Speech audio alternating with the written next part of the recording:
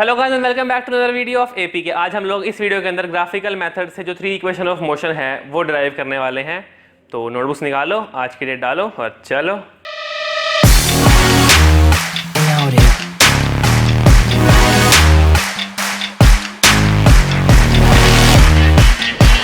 इस वीडियो के अंदर हम लोग जो हमने 3 इक्वेशन ऑफ मोशन पहले डिराइव करी थी यूजिंग इक्वेशंस, अब हम उसको डिराइव करेंगे यूजिंग ग्राफ। तो ये क्वेश्चन मोस्टली एग्जाम में आता है ज़्यादा मार्क्स में कि आपसे डायरेक्टली पूछ लिया जाएगा कि जो इक्वेशन ऑफ मोशन है उसको डिराइव कीजिए यूजिंग ग्राफ। तो पहले तो हमें ग्राफ पता होना चाहिए, जो कि मैं आपको पिछली वीडियो के अंदर बता चुका हूँ। अगर आपने पिछली वीडियो नहीं देखी है तो पहले बार जाके पिछली वीडियो देखिए और जानिए कि ये ग्राफ है वो किस चीज़ का है। तो जिन्होंने वीडियो देखी है उनको ये बात पता होगी, जो ये ग्राफ है वो है यूनिफॉर्मली एक्सेलरेटेड मोशन का ग्राफ। यहाँ पे वेलोसिटी है, यहाँ पे है टाइम t, जो कि कॉन्स्टेंटली हमारा बढ़ रहा है विद इंक्रीज इन वेलोसिटी। तो ये है हमारी एक्सेलरेशन। तो पहले हम इसके बारे में लिख लेते हैं। The body has initial velocity u, जैसे कि आपने यहाँ देख लिया कि ये इनिशियल वेलोसिटी u गेन कर चुकी है। मैंने आपको उस वीडियो के अंदर बताया था कि ये वाला पॉइंट है ये कहाँ से अचीव होता है, इनिशियल वेलोसिटी ये वाली u हम कहाँ से अचीव करते हैं। तो अब हम पहले डायरेक्टली इसके अंदर लिख लेते हैं हमें क्या क्या मालूम है। हमें मालूम है इनिशियल वेलोसिटी हमारे पास है u is equals to OA।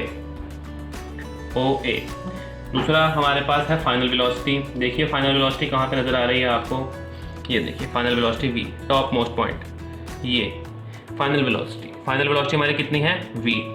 तो v is equals to b and c v या bc, तो bc। हम ये देख सकते हैं कि जो bc है वो दो चीज़ों से मिलकर बना है। क्या चीज़ों से मिलकर बना है? bd plus cd। जो चीज़ ब्रेक होती है हम उसको ब्रेक करते रहेंगे ताकि जो इक्वेशन ऑफ मोशन है वो ड्राइव कर सके। b प्लस d नहीं, bd प्लस dc, ठीक है। उसके बाद हमें टाइम t दिया हुआ है, ये देखिए o से लेके c तक है हमारे पास टाइम t। तो टाइम टेकन वो आ जाएगा हमारे पास is equals to t is equals to OC, और हम OC के बजाय इसको हम इज इक्वल्स टू AD भी लिख सकते हैं, AD, क्योंकि देखिए दोनों हैं बराबर। वैसे ही जो OA है, OA या AO जो है वो भी बराबर है DC के, इज इक्वल्स टू DC। तो अब जो सबसे पहली चीज़ हम लिखेंगे, इक्वेशन को हम उठाते हैं, मीन इक्वेशन को नंबर देंगे, हर एक इक्वेशन को नंबर दे देंगे। जैसे कि हमारे पास ये इक्वेशन है, इसको हम अलग से लिखते हैं। v is equals to BD plus DC, इसको हमने दे दिया इक्वेशन 1 नाम। तो आप देखिए हमें v दिया हुआ है, BD और DC हमारे पास कहीं और है, ये देखिए ये रहा DC हमारे पास। DC क्या है? OA, और ये है U। तो v is equals to BD plus क्या आ जाएगा U। Very good. तो अब हमें क्या करना है, हमें निकालना है BD, ये वाला पार्ट। तो हम ये कैसे निकालेंगे? तो पहले तो अब आप मुझे बताइए जो ये स्लोप है ये क्या इंडिकेट कर रहा है। अगर आपका जवाब है एक्सेलरेशन तो बिल्कुल सही जवाब है आपका। तो एक्सेलरेशन यानी कि A is equals to BD upon AD। तो अब ये एक्सेलरेशन BD अपॉन AD कैसे? देखिए वैसे तो जो एक्सेलरेशन है मैं आपको बताता हूँ, AB is equals to slope, A is equals to slope of AB। जैसे फिगर के अंदर दिख रहा है आपको, जो एक्सेलरेशन है हमारे पास वो स्लोप ऑफ AB है, ठीक है। तो वैसे ही A is equals to BD upon AD, A is equal to slope of AB is equal to BD upon AD। यहाँ पे हमारे कुछ ट्रिग्नोमेट्रिक फंक्शंस यूज होते हैं जो कि शायद आपको पता ना चले, क्योंकि परपेंडिकुलर अपॉन बेस जो होता है वो हमारा होता है tan थीटा का। tan थीटा होता है परपेंडिकुलर अपॉन बेस, और ये रहा हाइपोटेन्यूज हमारे पास। तो A is equal to slope of AB, BD upon AB। अभी आपको सिर्फ एक तरीके से क्रैम करना पड़ेगा कि BD upon AD is equal to A क्यों है। ये आप 10th क्लास में जब ट्रिग्नोमेट्री मैथ में पढ़ेंगे तब आपको समझ आ जाएगा। ये BD परपेंडिकुलर, ये इसको परपेंडिकुलर कहेंगे ट्रिग्नोमेट्री में, इसको बेस, और ये हाइपोटेन्यूज होता है। तो AB is equals to BD upon AD, okay. तो अब यहाँ पे जो हमारे पास AD है उसकी वैल्यू हमें गिवन है। क्या गिवन है हमें AD की वैल्यू? देखो कहीं पे आपको नजर आ रही है ऊपर, ये रही AD की वैल्यू। तो A is equals to BD upon T। तो ये रहा T को इधर ट्रांसपोज कर देंगे तो B D is equals to A T, B D की वैल्यू मिल गई, ये रही इक्वेशन। तो इक्वेशन नंबर 2 के अंदर हम पुट करेंगे वैल्यू 3 की, put value of equation number 3 in equation number 2। तो 3 की वैल्यू हम 2 में डाल देंगे, तो बी डी की है ए टी, तो v is equals to A T plus U, ठीक है, v is equals to A T plus U. तो v is equals to A T plus U हमारे पास नॉर्मल इक्वेशन है। अगर आपको अभी डाउट हो रहा है कि इक्वेशन ठीक नहीं है तो आप इसको ऐसे लिख दीजिए, v is equals to U plus A T, both are the same things. और ये हमारे पास इक्वेशन जो है वो हो गई डिराइव फ्रॉम दिस ग्राफ। अब ग्राफ का हम जानते हैं कि ये ग्राफ है यूनिफॉर्मली एक्सेलरेटेड मोशन का। ये जो ये है, ये लाइन जो है हमें बता रही है क्या चीज़, एक्सेलरेशन बता रही है लाइन हमें कि जो बॉडी है वो कितनी एक्सेलरेशन जा रही है, क्योंकि change in velocity per unit time होती है हमारी एक्सेलरेशन। देखिए इनिशियल वेलोसिटी और फाइनल वेलोसिटी में फ़र्क है, इसका मतलब जो है हमारे पास ग्राफ के अंदर यही बताया जा रहा है कि जो बॉडी है वो एक्सेलरेशन उसकी बढ़ रही है, ठीक है। तो अब इसके बारे में हम कुछ लाइनें भी लिख लेते हैं कि जो ये इक्वेशन है, ये ग्राफ हमें क्या बता रहा है। तो हम ये पहले से जानते हैं कि जो टाइम t है वो क्या रिप्रेजेंट कर रहा है, वो ए बी क्या रिप्रेजेंट कर रहा है। तो अब हम करेंगे अगली इक्वेशन जो कि है हमारी s is equals to U T plus half A T square, s is equals to U T plus half A T square. तो इस इक्वेशन की मैंने आपको पहले भी डिफाइन बताई थी और अब दोबारा बता देता हूँ कि द डिस्टेंस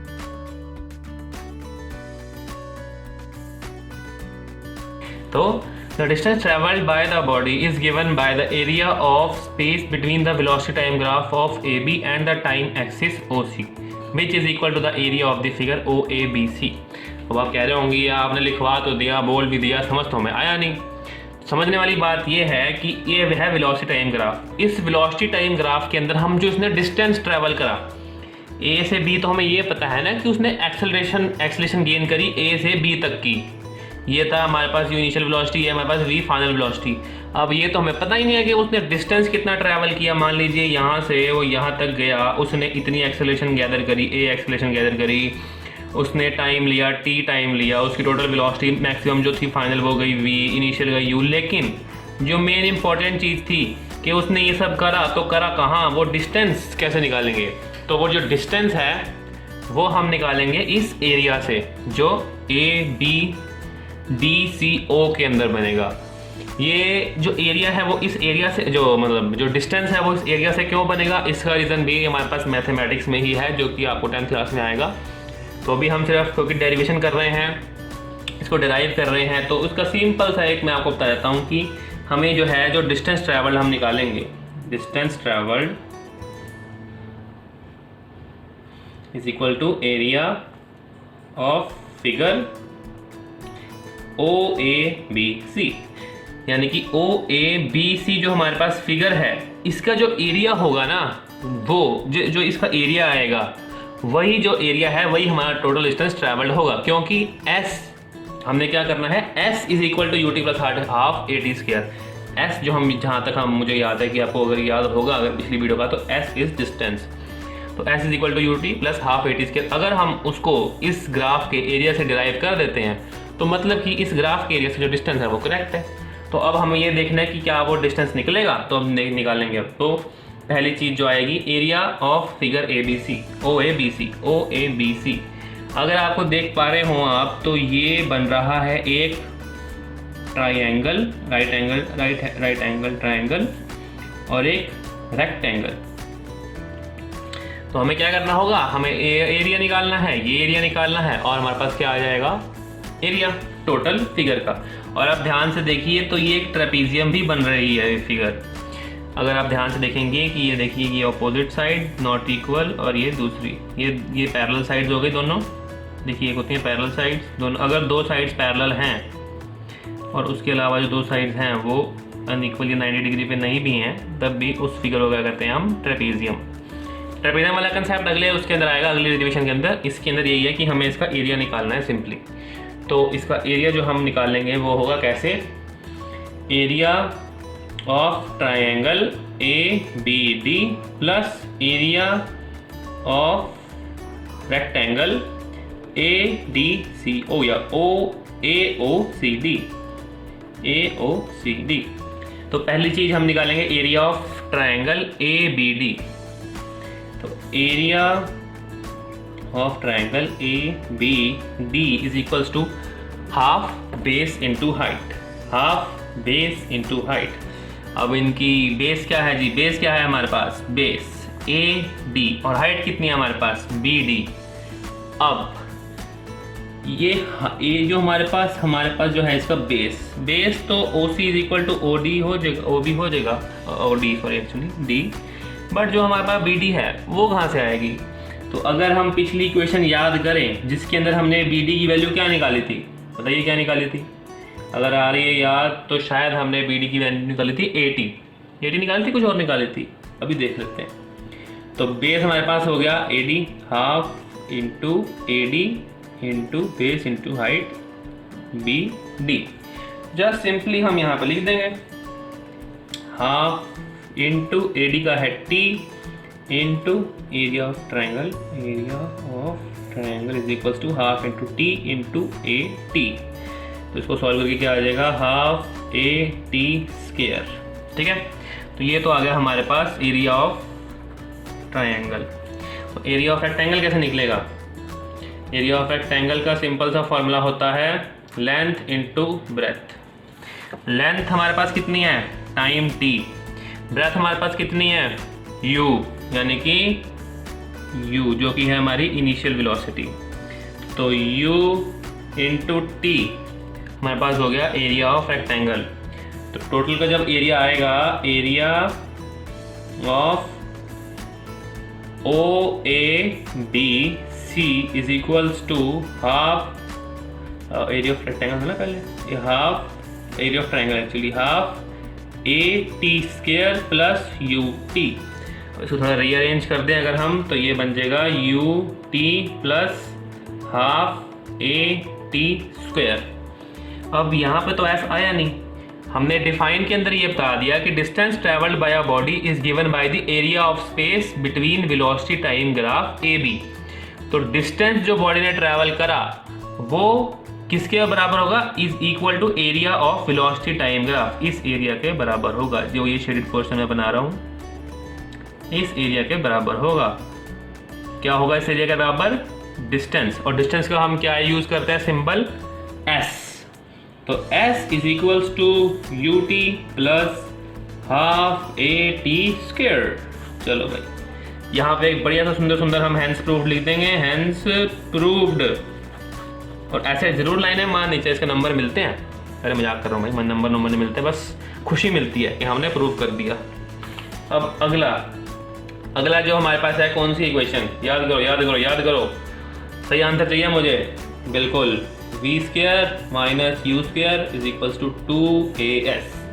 तो ये इक्वेशन भी हमारी उसी तरीके से सॉल्व होगी क्योंकि इसके अंदर भी S है। तो बड़ा सिंपल है, जहाँ S हो वहाँ पे एरिया निकाल दो, आराम से हो जाएगा। तो अब बस डिफरेंस वाली बात ये है कि हमें जो है ना, जो S का डिस्टेंस है वो टाइम के हिसाब से निकालना है। एक उसके अंदर टाइम के हिसाब से उस वाली के अंदर निकाला था हमने, लेकिन इसके अंदर हमें टाइम नहीं यूज़ करना। ठीक है, समझ पा रहे हैं आप? क्यों टाइम क्यों नहीं यूज़ करना? क्योंकि इस इक्वेशन के अंदर हमारे पास T है ही नहीं। तो हमें ऐसे मतलब किसी ऐसी फिगर को नहीं यूज़ करना जिसके अंदर हम टाइम T को यूज़ कर लें, क्योंकि अगर हमने T को यूज़ कर लिया, एरिया निकाल दिया, मतलब हाफ बेस इंटू हाइट करके और लेंथ इंटू ब्रेथ करके, तो T आ जाएगा। इससे तो सेकंड वाली इक्वेशन डिराइव हो जाएगी, बट हमें तो वो करनी ही नहीं। हमें कौन सी करनी है? थर्ड वाली के अंदर V square minus U square is equal to 2AS के अंदर कहीं भी टाइम का यूज़ ही नहीं होता। तो हम क्या करेंगे? अब हम ये करेंगे, देखो, distance travelled is equals to area of OABC।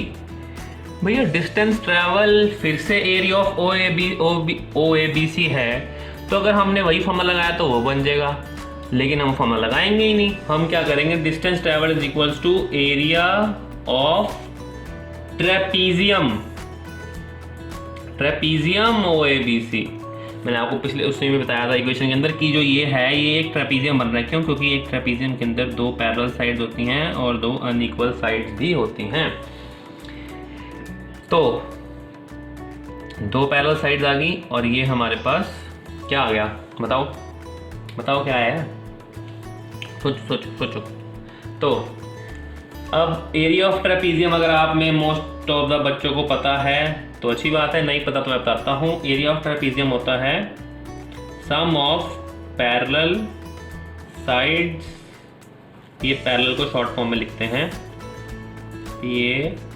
PARALLEL is equals to parallel.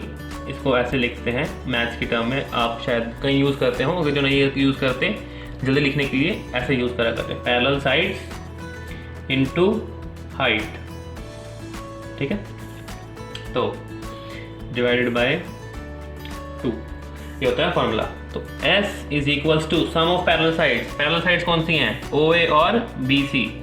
ठीक है, OA और BC है CB। तो sum of parallel sides OA plus BC into height. Height है हमारे पास, क्योंकि ये तो स्लांट में है, इससे तो हाइट पता नहीं चलेगी। हाइट हमारे पास हो गई AD या फिर आप कह लीजिए OC, क्योंकि दोनों बराबर हैं तो हम यहाँ लिख लेंगे OC। देखते रहिए अभी क्या होने वाला है, OC। तो अब डिवाइड बाय 2 कर देंगे। तो S is equals to OA कितना है हमारे पास? बताइए। U। BC कितना है हमारे पास? V इंटू हमारे पास ये यहाँ C की जगह क्या आएगा? हमारे पास आएगा T डिवाइडेड बाय 2। अरे भैया ये आपने क्या करा? यहाँ पे तो T आ रहा है, ये T तो गड़बड़ हो जाएगी। ऐसा नहीं होगा, अभी देखते रहो, अभी जादू होने वाला है। क्या होगा? जादू। अब देखो, अब जरा हमारे पास हमारी फर्स्ट इक्वेशन ऑफ मोशन को हम याद करेंगे। आओ हमें T से याद दिलवाओ, T से बचाओ हमें। T हमारे पास आ गया है, तो V is equals to U plus AT थी। ठीक है, इसको अगर मैं फटाफट करूँ तो AT is equals to V minus U और T is equals to V minus U upon A। ये T था, ये बन गया V minus U upon A। अब वापस इसको हम कर लेंगे इक्वेशन नंबर, इसको हम मान लेते हैं 1, इसको हम ले लेंगे इक्वेशन नंबर 2। तो put value of equation 2 in equation 1। तो ये इक्वेशन 2, ये इक्वेशन 1, इसकी वैल्यू डाल देंगे T की इसके अंदर। तो देखो magic, S is equals to U plus V into T की जगह क्या आ जाएगा? इसको हम यहाँ ऐसे कर देते हैं, into V minus U upon A। ठीक है, तो इस 2A को हम कर देंगे साइड में। तो S is equals to 1 upon 2A। अब आपको अगर एक फार्मूला पता है तो अच्छी बात है, नहीं पता तो मैं बता देता हूँ। एक फार्मूला होता है A plus A square minus B square, जिसको हम सॉल्व करके लिखते हैं A plus B A minus B. यहाँ लिख देते हैं A square minus B square is equals to A plus B into A minus B. अब जरा देखिए ये कुछ ऐसी सी फिगर बन रही है, A V plus U into V minus U. तो इसको हम क्या लिख देंगे? S is equals to 1 upon 2A into में V square minus U square. V square minus U square जब खोलते हैं तो V plus U B minus U, बंद कर देंगे तो V square minus U square. अब जी ये 2A है यहाँ पे अच्छा लग रहा है, इसको यहाँ भेज देते हैं। तो हम ये बना देंगे 2AS is equals to V square minus U square. अब इसको चेंज करके लिखना है, चेंज करके लिख दो, ऐसे अच्छा लग रहा था ऐसे लिख दो। तो V square minus U square is equals to 2AS। डब्बा बना के सुंदर सुंदर अब लिखेंगे हम हैंस प्रूव्ड। चलो भाई 3 नंबर और अच्छे से पक्के हो गए हैं।